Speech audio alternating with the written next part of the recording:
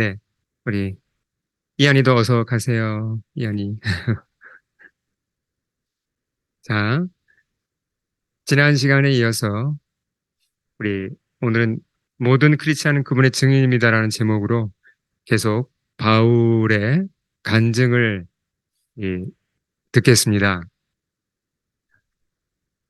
어, 자, 지금 장소가 어디죠? 예, 바울이 성전에서 붙잡혀서 성전 옆에 이방인의 뜰로 끌려 나왔다가 이제 로마군에 의해서 구출되었죠. 그래서 그 이제 로마군 진영으로 들어가다가 들려서 들어가다가 그 계단 위에 서서 자기 간증을 하죠. 네. 자, 그 간증 중에 오늘은 또 지난 시간에 이어서 또 한 가지 중요한 부분을 보겠습니다. 어, 바울이 다메섹으로 가다가 부활하신 예수님을 만나고 변화된 사건은 워낙 유명하기 때문에 우리가 이제 큰 그림은 다 알고 있습니다. 근데 그 중에 한 가지 우리가 빠뜨리기 쉬운 중요한 한 가지를 오늘 보겠습니다. 자, 바울이 이제 다메섹으로 들어와서 눈이 멀었잖아요. 그렇죠? 그리고 3일 동안 식음을 전폐하며 기도하고 이제 회개 기도를 했겠죠. 누가 찾아와서 바울에게 말씀을 전해 주었습니까? 누구였죠? 이름이 아나니아였습니다. 하나님이 아나니아를 보내셔서 그가 바울에게 메시지를 전해 줍니다. 아나니아가 그의 눈을 뜨도록 안수해 주고 또 그가 이렇게 베프티즘 이제 회개한 후에 이제 세례를 받도록 이제 도와주죠. 그리고 해준 말이 있습니다. 그가 전해준 중요한 얘기가 이게 바울이 이제 자기 간증으로 하는데 아나니아의 말이죠. 자, 14절과 15절이 오늘의 키버스 아주 중요한 말씀입니다. 우리 같이 한번 크게 읽겠습니다. 시작. 우리 조상들의 하나님이 너를 택하여 너로 하여금 자기 뜻을 알게 하시며 그 의인을 보게 하시고 그 입에서 나오는 음성을 듣게 하셨으니 내가 그를 위하여 모든 사람 앞에서 내가 보고 들은 것에 증인이 되리라. 자, 아나니아가 바울에게 해준 얘기입니다. 여기서 말하는 그 의인, the righteous one, 의인은 누구를 가리킵니까? 이제 나사렛 예수를 가리키죠. 그렇죠? 그러니까 하나님께서 바울아, 이제 그 말을 쉽게 하자면 그렇습니다. 아나니아가 어, 바울이요, 이제 하나님이 당신을 택하여 자기 뜻을 알게 하시며 그 의인 예수 그리스도를 보게 하셨습니다. 만나게 하셨습니다. 그분의 음성을 깨닫게 했다는 얘기죠. 그러니까 하나님이 바울을 택해서 예수 그리스도를 만나게 했다는 걸 강조합니다. 근데 그 목적이 뭐라 그럽니까? 이어서 하는 얘기가 내가 그를 위하여 모든 사람 앞에서 내가 보고 들은 것에 뭐가 되리라 그랬죠? witness. 증인이 되리라 그랬습니다. 자, 참 이게 짧지만 정말 놀랍고 중요한 말씀인데요. 자, 우선 여기서 우리가 먼저 짚고 넘어가야 될 것은 이 바울이, 사울이 어떻게 이렇게 변했냐는 걸 좀 더 짚고 넘어갈 필요가 있습니다. 그렇게 열렬하게 유대교 추종자였고 기독교를 박해했던 사람이 단 며칠 만에 완전히 뒤집어졌거든요. 그렇잖아요. 완전히 그 가치관이 다 바뀌었고 세계관이 다 바뀌었고 이제 열렬한 예수님의 제자가 되어서 핍박을 무릅쓰고 예수를 증거하게 됩니다. 어떤 이런 무엇이 이 사람으로 하여금 이렇게 큰 변화가 일어나게 했을까? 잠깐 우리가 짚고 넘어가야 됩니다. 자, 바울의 변화의 근본 원인이 뭘까요? 이 사람이 기독교라는 걸 이렇게 연구하고 나사렛 예수가 한 말들을 연구하고 그 기독교란 종교를 연구한 끝에 유대교 가지고는 안 되는구나. 기독교를 받아들여야 되는구나. 내가 지금부터는 유대교를 떠나서 기독교인이 되리라 이렇게 된 겁니까? 그건 아니죠. 물론 이제 연구하고 그런 건 필요합니다. 그러나 결정적으로 이 사람이 크리스찬이 된 것은 한마디로 말하면 이건 연구가 아니라 만남입니다. 인카운터입니다. 실제로 살아계신 나사렛 예수를 만난 거죠. 그러니까 우리도 분명히 해야 됩니다. 우리가 교회 와서 우리가 성경을 공부하고 예배를 드리고 굉장히 중요한 겁니다. 근데 이게 우리가 왜 성경을 공부하고 왜 예배를 드리는가? 목적이 뭐죠? 목적은 만남을 위한 겁니다. 그러니까 그분을 만나야 된다는 거죠. 만난 후에는 어떻게 되는 거죠? 만난 후에는 그분을 더 알고 사귀고 따라가는, 예, 인격체이신 그분, 그리스도를 내가 인격적으로 알고 따라가는 것이 우리 신앙의 진짜 목적이 되어야 된다는 얘기죠. 네. 그 사실을 우리가 이제 한번 정리를 해두고요. 그리고 이제 다시 말씀을 보겠습니다. 우리 한 번 더 14, 15절 다시 한번 천천히 읽어보겠습니다. 시작. 우리 조상들이 하나님이 너를 택하여 너로 하여금 자기 뜻을 알게 하시며 그 의인을 보게 하시고 그 입에서 나오는 음성을 듣게 하셨으니 내가 그를 위하여 모든 사람 앞에서 내가 보고 들은 것에 증인이 되리라. 자, 잘 보세요. 이 말씀을 잘 보십시오. 주님이 바울을 구원하셨죠? 그렇죠? 바울을 구원한 거 맞습니다. 자, 그러면 증인으로 부르신 건 언제 불렀습니까? 구원하신 게 언제이고 증인으로 부른 건 언제죠? 따로따로 했습니까? 같이 했습니까? 같이 불렀습니다. 그러니까 구원을 위한 부르심과 어둠에서 불러내어서 구원을 주는 그 부르심과 증인으로 세우는 그 부르심이 증인으로 세운다는 건 이제 사명을 주시고 그렇죠? 그에게 이제 나의 증인이 되라. 그 부르심이 같이 왔다는 겁니다. 패키지로 왔다는 겁니다. 이게 굉장히 중요한 사실이에요. 사실 주님은 언제부터 바울에 대해서 내가 바울을 구원하리라 그리고 내 증인으로 세우리라 그런 계획을 언제부터 가지고 계셨죠? 사실은 이때보다 훨씬 오래 전부터 가지고 계셨습니다. 근데 바울이 그걸 잘 못 깨달았죠. 스테판이 돌에 맞아 죽을 때도 스테판의 입에서 나온 그 설교가 사실은 누구를 향한 것이었습니까?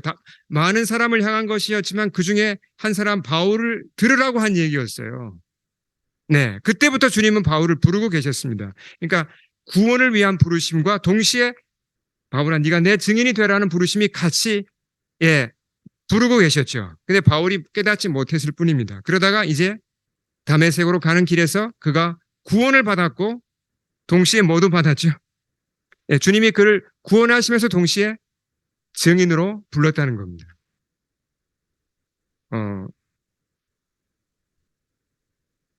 근데 이제 이 증인이 되라는 얘기를 하면 사실 좀 부담이 됩니다. 이게 우리 크리스찬들한테.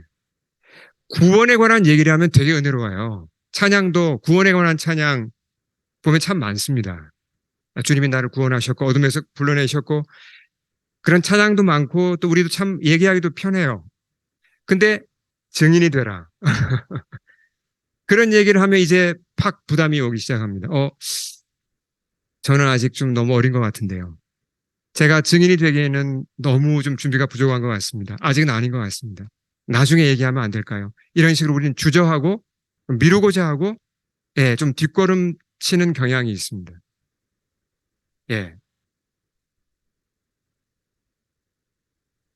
물론 우리가 구원을 받았다고 다 끝난 게 아니죠. 구원받고 다시 말하면 이제 회개하고 주님을 받아들여서 주님의 자녀가 되고 구원받아서 그 다음부터 성장하는 게 중요하죠.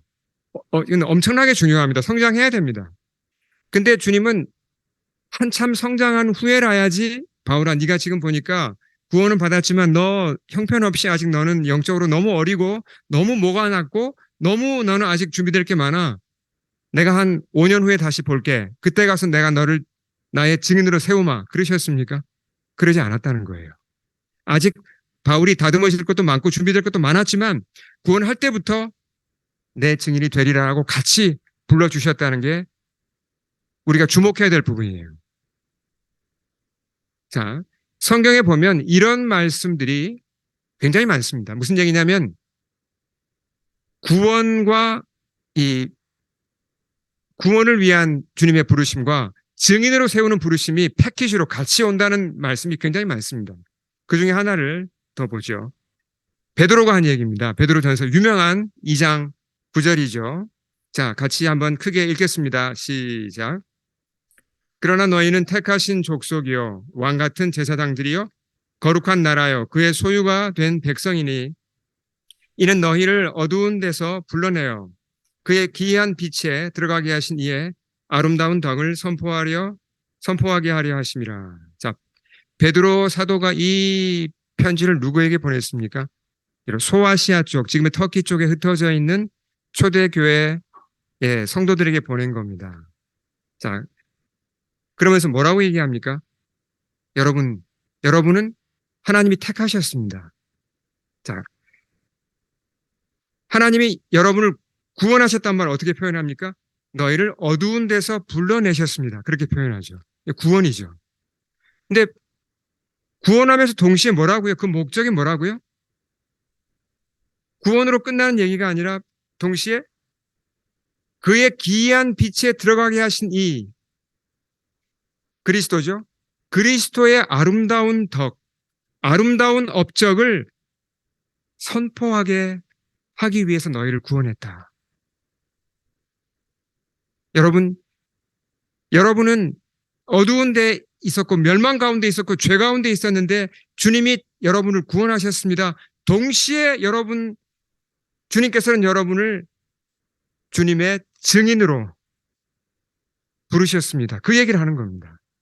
이게 패키지로 간다는 거예요. 자, 그럼 우리 여기서 증인이 된다는 게 도대체 뭔가 이걸 좀 더 생각해 보겠습니다. 증인이 된다 또는 이 베드로전서 2장 9절에 따르면 뭐라고 표현했습니까? 주님의 아름다운 덕을 선전한다. 뭐 같은 얘기죠. 선포하고 선전한다. 증인이 된다. 주님의 증인이 되는 방법은 굉장히 많습니다. 한번 예를 들어 볼까요? 직접 입을 열어서 복음을 전하는 것, 우리가 보통 이거 잘 알고 있죠. 그것도 되고 또 어떤 것도 증인이 되는 겁니까? 예수님의 이름으로 우리가 구제하는 것 맞습니까? 예, 맞습니다. 예수님의 이름으로 어떤 돈을 모아서 어떤 구제한다든지 어디를 돕는 것도 다 분명히 우리가 증인이 되는 거고요. 또 내 직장에서 내 직업을 통해서 뭔가 주님의 영광 드러내는 것 그것도 증인이 되는 거 맞습니까? 맞습니다. 내 사업을 통해서 뭔가 내가 주님의 증인이 어떻게 하면 될 수 있을까 연구해서 그렇게 사업을 통해서도 주님의 영광을 드러내고 증인이 될 수 있습니다. 예술하시는 분들은 내가 하는 그 작품을 통해서 주의 영광을 드러내고 증인이 될 수 있죠. 스포츠도 마찬가지입니다. 굉장히 많습니다. 증인이 될 수 있는 방법은. 네. 근데 중요한 건 뭐냐면 이걸 내가 어느 정도 받아들이고 있냐는 겁니다. 어느 정도 진지하게 생각하고 있냐는 것입니다. 정말 내가 학생이라면 내가 내 공부에서 앞으로 내 직업에서 사업을 하시는 분이라면 내 사업에서 직장을 다니시는 분들이라면 내 이 직업을 통해서 어떤 예술을 하시는 분들은 내가 하는 이 작품을 통해서 정말 진지하게 고민하고 기도해 봤냐는 겁니다. 내가 어떻게 증인이 될까? 증인이 되기 위해 내가 어떻게 해야 될까? 이 고민을 가지고 기도하고 씨름해 봤냐는 겁니다. 이게 포인트죠. 네. 우리가 살고 있는 이 세상이 굉장히 인디비듀얼리즘, 그러니까 개인주의가 너무 강합니다. 그렇잖아요. 개인주의가 워낙 강하다 보니까 이 신앙생활도 개인주의 영향을 받을까요? 네, 많이 받아요. 그러니까 어떤 경향으로 흘러갑니까? 개인주의가 우리 신앙에 들어오면 어떻게 되죠? 나한테 필요한 말씀이 뭐지? 내가 필요한 치유가 뭐지? 내가 원하는 치유, 내가 원하는 성경 지식, 내가 원하는 교제, 내가 원하는 사람, 내 중심으로 내가 필요한 것들을 채워가는 것이 내 신앙생활이 되기 쉬워요. 이것도 뭐 그렇게 무조건 나쁜 건 아닙니다. 근데 뭔가 균형이 깨어진 거죠. 한쪽이 빠진다는 얘기입니다. 항상 사고의 출발이 뭡니까? 나한테 뭐가 필요한가? 어떻게 하면 내 것을 어떻게 하면 채울까? 그렇게 되다 보니까 증인이 되라는 걸 우리가 알아요. 주님의 증인이 돼야 된다는 걸 아는데 그냥 부담만 느끼죠. 그리고 어느 정도 의무감을 느끼니까 의무감과 그런 것을 좀 덜 수 있는 미니멈의 일을 하게 됩니다. 해야 되니까. 근데 증인이 되는 기쁨, 증인이 된다는 것이 가슴 뛰고 뭔가 증인이 되기 위해서 스스로 뭘 궁리하고 계획하고 애쓰고 하는 건 너무 작다는 얘기죠. 네. 근데 우리가 솔직하게 한번 생각해 봐야 됩니다. 어느 쪽이 더 유익일지. 어느 쪽이 정말 내 신앙과 내 인생과 내 가족에게 진짜 유익이고 진짜 복일지를 생각해 봐야 된다는 얘기죠. 그러니까 증인으로 산다는 것을 내가 바로 알고 그걸 받아들여서 진짜 증인이 되고자 애쓰는 삶과 그냥 의무감으로 조금 그냥 그래도 크리스찬이니까 증인이 돼야지 조금 억지로 이렇게 하는 어느 쪽이 진짜 유익일까? 우린 예, 잘 짚어봐야 됩니다. 사실 이렇게 증인이 되라, 증인이 됩시다라고 하면 이제 우리가 부담을 느끼고 뒤로 물러나는 것이 사실은 오해에서 비롯된 거예요. 이게 오해입니다. 자, 그러니까 내 중심으로 정말 어떤 이 개인주의 영향을 받아서 내 중심으로 내가 필요한 것을 채우는 쪽으로 신앙생활을 내가 해 나가고 증인이 되는 것은 좀 계속 좀 미루고 이렇게 할 때 사실은 우리 신앙이 답보 상태에 빠집니다. 함정에 빠지는 거예요. 중요한 한쪽 날개를 잃어버리는 겁니다. 그러니까 제대로 날 수가 없는 거죠. 날개가 두 개가 돼야 날잖아요. 네.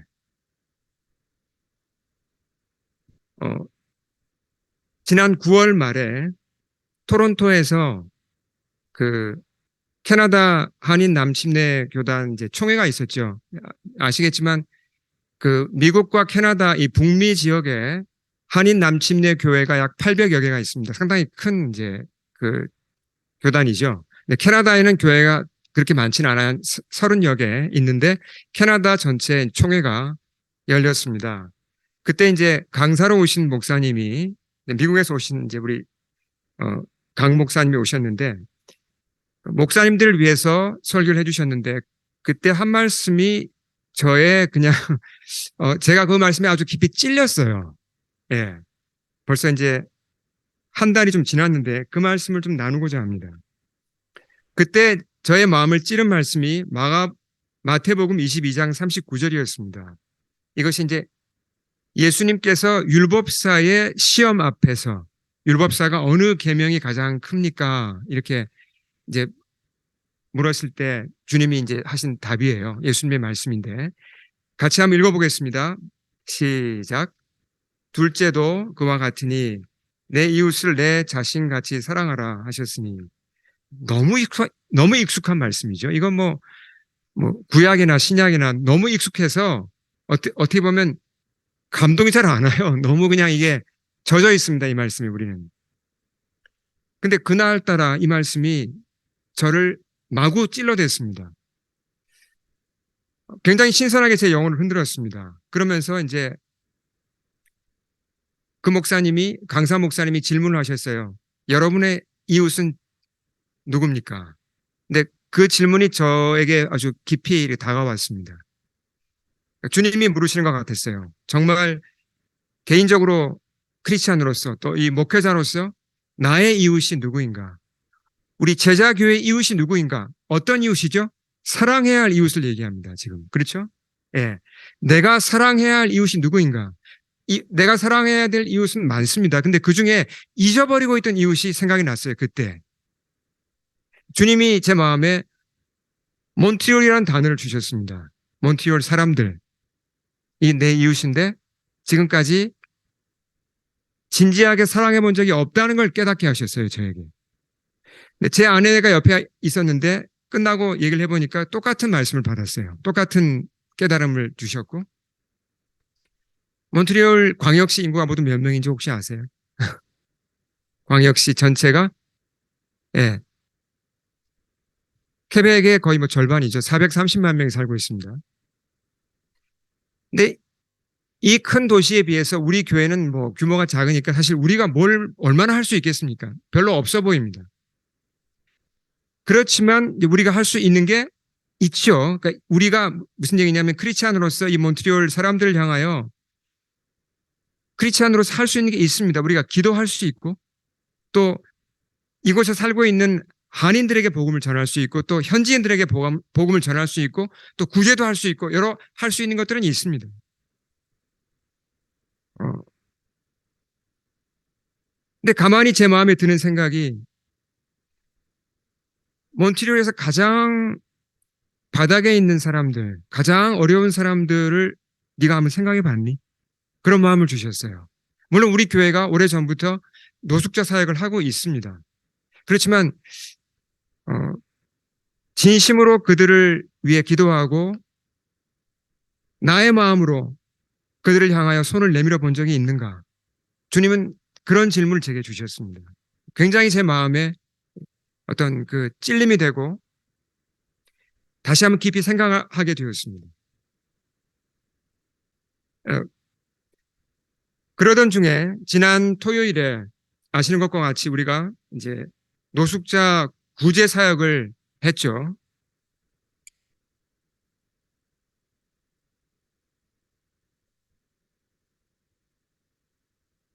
오랜만에 토요일에 이렇게 우리가 대면으로 새벽 예배를 여기서 모였습니다. 그래서 꽤 많은 분이 나오셔서 그래도 예배 후에 그 밑으로 내려가서 샌드위치를 같이 만들고 또 이제 몇 분이 또 이제 모이셔서 선교팀 주관으로 이제 거리로 나갔습니다. 지하철역을 돌면서 저도 함께 참여해서 정말 오랜만에 저도 그 노숙자 사역을 섬겼습니다.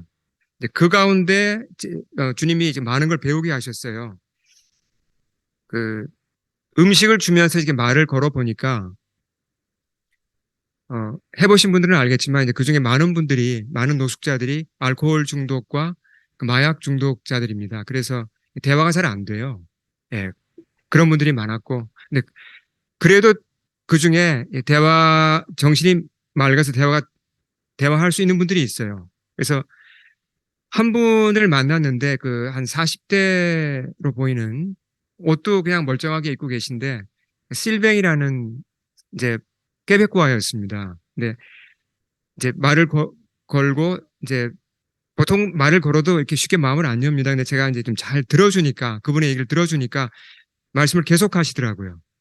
그래서 가만히 제가 차분히 이렇게 말씀을 계속 잘 들어드리니까 자기 얘기를 많이 해요. 그러면서 자기가 한 6개월 전에 이제 직장을 잃었고 그러 다음에 뭐 이래저래 집세도 못 내가지고 결국 거리로 나앉았고 자긴 너무 힘들다. 근데 몬트리올 시에서 이 시스템이 너무 엉망이라서 이런 사람이 자기 같은 사람을 재기할 수 있게 도와줄 수 있는 게 너무 부족하다. 난 어떻게 해야 되는가? 정말 막 눈물이 흐르기 일보 직전이었어요. 그분이 저한테 얘기를 하면서. 제가 뭐 도와드릴 수 있는 게 별로 없죠. 그래서 그냥 뭐 말씀을 들어드리고 그리고 노숙자를 도울 수 있는 불업권 교회들이 있습니다. 그 교회들을 소개를 해드렸어요. 그리고 우리 사역팀이 이제 베리윗감 지하철역 그 근처 그 아욱숑보라는 악기점이 있잖아요. 그 건너편에 작은 광장이 하나 있습니다. 그 근처를 지나가는데 천막이 쳐져 있고 사람들이 줄을 길게 서 있었습니다. 그렇게 많은 사람들이 잘 모일 때가 아닌데 줄을 길게 서 있고 보니까 천막 그 속에서 따뜻한 음식을 나누어 줘요. 그리고 옷도 많이 이제 겨울 옷도 준비해 놓고 무료로 나눠주고 있었습니다. 어떤 분들이 저렇게 귀한 일을 하나 가까이 가서 가만히 보니까 한 10명에서 20명쯤 되는 스태프들이 바쁘게 움직이면서 그 사역을 섬기고 있었습니다. 근데 가만히 들어보니까 스피커에서 불어 찬양이 흘러나왔어요. 크리스찬들이었습니다. 제가 가서 이제 리더로 되어 저분이 그러니까 아마 리더겠지. 그리고 이제 제가 찍어서 말씀을 걸었더니 마침 그분이 목사님이셨어요. 예. 빠삐노랑 메존레브 거리 그 근처에 있는 스페니시 교회였습니다. 이게 주로 남미 분들이 많이 모이고, 그런데 스페니시 교회 중에서 아주 굉장히 건강한 복음적인 교회였는데 매달 둘째 토요일마다 그 사역을 하는 겁니다. 예, 그래서 좀 많은 정성을 바쳐서 준비하고 따뜻하게 사람들 영접해서 노숙자뿐만 아니라 몬트리올의 그 가난한 사람들이 와서 한 끼를 잘 먹고 또 이렇게 생필품도 받아가는 그런 사역을 하고 있었고, 바로 옆에 보니까 또 작은 테이블이 놓여 있고 또 음식을 누가 나눠주더라고요. 근데 그분들은 우크라이나 교회에서 온 분들이었습니다. 자기네 나라도 참 힘들 텐데 우크라이나 교회 그 크리스찬들이 몬트리올 그 이제 빈민들을 섬기고 있었어요. 몬트리올의 복음주의 크리스찬 인구가, 제가 늘 강조하죠. 그러니까 복음주의 크리스찬이라는 건 진짜 예수를 믿는 이 크리스찬들 얼마 안 됩니다. 몇 프로라고 그랬죠? 이게 1%가 안 됩니다. 캐나다 다른 주들은 한 10%쯤 돼요. 10% 넘는 데도 있습니다. 근데 케벡만 1%가 안 돼요. 굉장히 영적으로 열악한 곳입니다. 그래도 이곳에 교회들이 있죠. 근데 몬트리올에 있는 이 교회들이 아주 열심히 하는 사역이 뭐냐면 구제입니다. 노숙자 구제하고 또 싱글맘들, 어려운 사람들 구제하고 굉장히 다양한 구제 사역을 섬깁니다. 제가 신학교 다닐 때 이제 그런 일들을 같이 해봤기 때문에 제가 잘 알죠. 근데 물론 교회가 복음을 전하죠. 당연히 교회가 복음을 전합니다. 근데 복음을 전하기, 이제 복음을 전하는 것만큼 중요하게 여기는 게 구제예요. 예. 저는 그것을 배웠습니다. 이쪽, 몬트리올 이제 목사님들과 교회들을 보면서. 그러니까 이럴 수 있잖아요. 복음을 전해야 하니까 사람들을 끌어들이기 위해서 우리가 구제도 하자. 이러기가 쉽거든요. 근데 전혀 그렇지 않습니다. 그런 거 없고 구제 자체를 굉장히 귀하게 생각합니다. 구제만 받고 가는 분들에 대해서 아무런 그 뭐 이렇게 차별도 없고 환영하고 따뜻하게 맞아줍니다. 그게 아마 우리 한국 교회가 배워야 될 점이 아닌가 저는 그렇게 생각해요.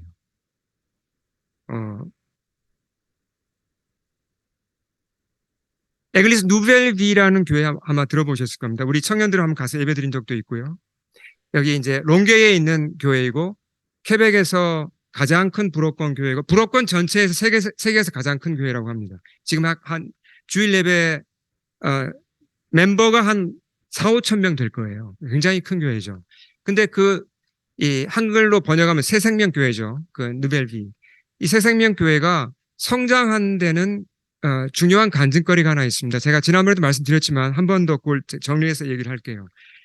1998년에 이 케벡과 그러니까 북미 쪽에 아이스톰이 왔죠. 그때 한 2주 동안 얼음비가 와가지고 전신주가 다 무너지고 전기가 다 나갔습니다. 그러니까 굉장히 심각한, 그때 혹시 여기 계셨던 분 계십니까? 아이스톰 겪으신 분들 계시죠? 여기에도. 네. 온타리오주도 마찬가지, 미국 북부 다 정말 심각한 이제 위기였습니다. 근데 이제 몬트리올에서 특히 이제 가난한 분들이 문제인 거예요. 왜냐면 난방을 전기로 하는데 전기가 나가버리니까 이거 뭐 어떻게 그 1월 달에 그것도 어떻게 이 정말 살아남아야 되는 굉장히 심각한 그 위기였습니다. 근데 그때 이 누벨비 교회가 작은 그 상가에 새들어 살고 있었는데 크지 않았어요, 교회가. 발전기가 하나 있었습니다. 그 발전기를 24시간 돌리면서 교회를 히팅을 하면서 사람들을 받았어요. 그러니까 누구나 먼저 온 사람을 받았습니다. 받아서 숙식을 할 수 있도록. 그래서 100명이 넘는 사람들이, 그러니까 크리스찬이 아닌 사람들이죠, 온 거예요. 그러니까 그 교회 멤버들이 자리를 양보했습니다. 그렇게 해서 사람들을 수용하고 열흘 가까이 거기서 지내고 음식도 대접하고 그렇게 그냥 조건 없이 섬긴 거예요. 아이스톰이 끝났습니다. 사람들은 다 돌아갔죠. 근데 그때부터 소문이 돌기 시작했어요. 저 교회는 다르다. 저 교회를 보니까 크리스찬들은 뭔가 있다. 저 사람들은 진짜 우리를 진심으로 생각한다. 이게 전달이 된 거예요. 그러면 사람들이 예배로 오기 시작했어요. 누가 부른 것도 아닌데 예배로 몰려오면서 교회가 폭발적으로 성장한 겁니다. 그러니까 제가 말씀드리는 요지가 교회 성장 전략을 지금 말씀드리는 게 아닙니다. 그 얘기를 하는 게 아니라 진심으로 이웃을 사랑하고 섬기는 걸 하나님이 기뻐하신다는 겁니다. 조건을 달면 안 돼요. 음식을 나눠줄 때, 뭔가 도와줄 때 당신 앞으로 복음 믿을 거면 내가 주고 아니면 안 줄 거다. 아니면 우리 교회 올 것 같으면 주고 아니면 안 올 거다. 이거는 굉장히 이기적인 태도예요. 이건 크리스찬의 태도가 아닙니다. 그냥 줘야 돼요. 조건 없이. 주님의 이름으로. 그렇게 하니까 느려도 몬트리올에서 느려도 교회들이 성장하고 있습니다. 아시겠지만 몬트리올은 굉장히 특수한 곳이에요. 캐나다 다른 주하고 비교할 수 없습니다. 영어권 교회는 100년 넘게 전부터 여기 들어와 성장했지만 불어권 교회가 처음으로 생긴 것은 1960년대입니다. 여기는 사실 선교지예요. 그러니까 케벡의 교회는 망한 게 아니라 이제 60년대부터 서서히 성장하고 있는 단계예요. 다른 주랑은 이게 다릅니다. 그러니까 느리지만 교회가 성장하고 있는 겁니다. 이렇게 이웃 사랑하는 마음이나 섬기는 마음이 전달이 되기 시작하면서 사람들이 교회에서 희망을 보고 조금씩 교회로 오고 있다는 겁니다. 누벨비 교회는 요즘 제가 잘 못 가는데 이제 제가 참 좋아하는 교회이고 친구들도 거기 좀 있고 해서 이제 자주 갔던 교회인데 지금도 구제를 엄청나게 많이 해요. 어디서 수해가 났다. 그럼 제일 먼저 달려가서 돕고 조건 없이 도와주고 구제의 종류도 정말 많아요. 정말 다양하게 사회 각지의 그 구석에서 음지에서 어려움을 당하는 사람들, 이민자들 이런 사람들을 다 이렇게 조를 짜서 사역을 팀을 짜서 도와줘요. 지금도 그렇게 합니다. 그러니까 복음 전하는 것 이상으로 구제를 많이 합니다. 그러니까 사회의 신뢰를 얻어요. 케벡 사람들이 누벨비 그럼 믿습니다. 저 교회 진짜 믿을 만한 교회고 아주 선한 교회이고 저 사람들 정말 훌륭한 사람들이야 이렇게 믿는다는 얘기입니다. 그렇게 신뢰를 얻어야 서서히 사람들이 복음 앞으로도 가죠. 신뢰를 얻지 못하면서 맨날 뭐 복음만 외치면 사람들이 뭐라고 그렇잖아요. 반응이 좋지 못한 반응, 오해들이 많이 일어날 수밖에 없다는 겁니다. 자, 다시 한번 정리를 해보겠습니다. 방금 말씀드린 그 누벨비 교회, 또 그 스페니쉬 교회 이름이 보니까 스크립추라, 제가 뭐 스페니쉬 발음은 모르겠지만 이제 이게 영어로 그 스크립처죠. 예. 이 두 교회만 보더라도 이 교회들이 왜 구제를 하는가 하는 겁니다. 이건 다시 우리가 이 질문 앞에 서야 됩니다.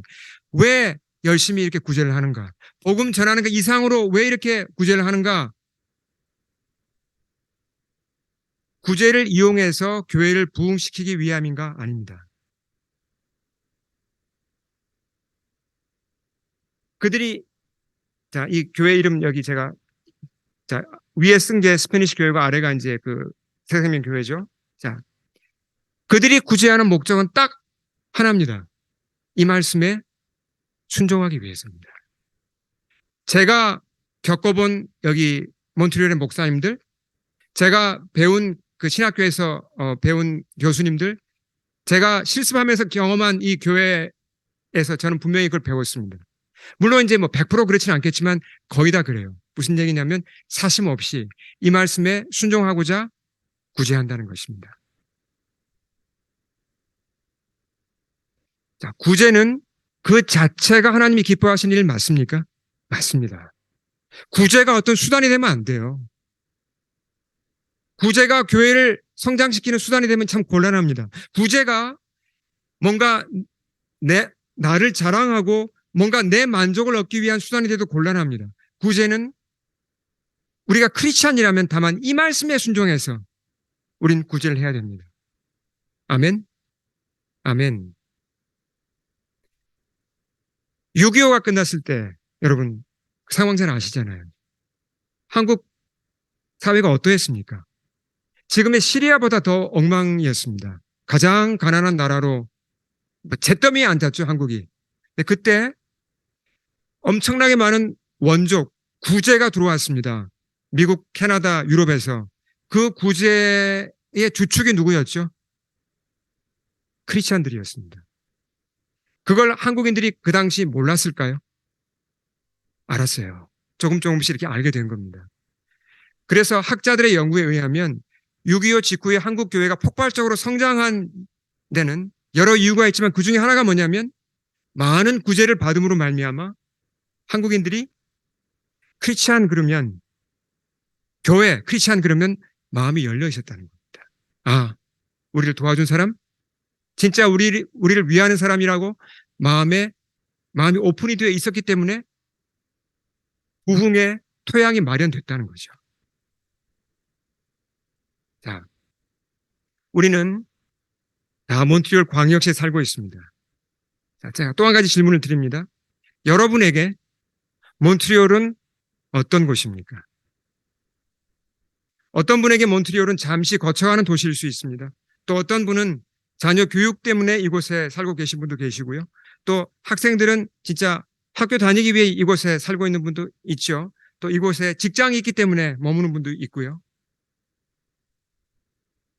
몬트리올이 장점이 많은 도시입니다. 아름다운 도시입니다. 그렇지만 단점도 있습니다. 어떤 게 단점이에요? 우리가 잘 알듯이 겨울이 너무 길고 또 불호 때문에 참 골치 아픈 일들이 많고 또 의료 시스템도 느리고 이런 단점도 있죠. 그래서 어떤 분들은 몬트리올 그러면 그냥 시큰둥해요. 뭐 직장이 여기니까 여기 살아야지. 아니면 학교가 여기니까 여기 살아야지. 시큰둥하고 뭐 좋아하지 않는 분도 있고 또 좋아하시는 분도 있고 다양합니다. 근데 우리가 크리스찬이라면 적어도 크리스찬이라면 달라야 합니다. 이게 무슨 얘기입니까? 우리가 크리스찬이라면 이 도시를 대하는 태도가 달라야 한다는 얘기입니다. 왜요? 주님은 우리를 구원하셨죠. 맞습니까? 구원하실 때 동시에 우리를 증인으로 부르셨습니까? 맞습니다. 우리가 이곳에 있다면, 몬트리올에 있다면 이곳에서 그분의 증인이 되는 게 맞습니까? 맞습니다. 지금 안 되면 언제 될 겁니까? 지금 안 되면 다른 도시에 가서요? 그렇지 않습니다. 현재가 중요합니다. 주님이 섭리 가운데 우리로 하여금 이곳에 살게 하셨습니다. 그것이 6개월이든 6년이든 뭐 몇십 년이든 이곳에 살게 하셨다면 이곳에서 주님은 우리가 그분의 증인이 되기를 원하십니다. 저는 그렇게 믿습니다. 그렇다면 우리는 이 도시를 대하는 태도가 우리의 태도는 달라져야 합니다. 어떻게 달라져야 되죠? 이 마태복음 22장 39절 말씀에 순종해야 할 땅입니다. 이 땅은.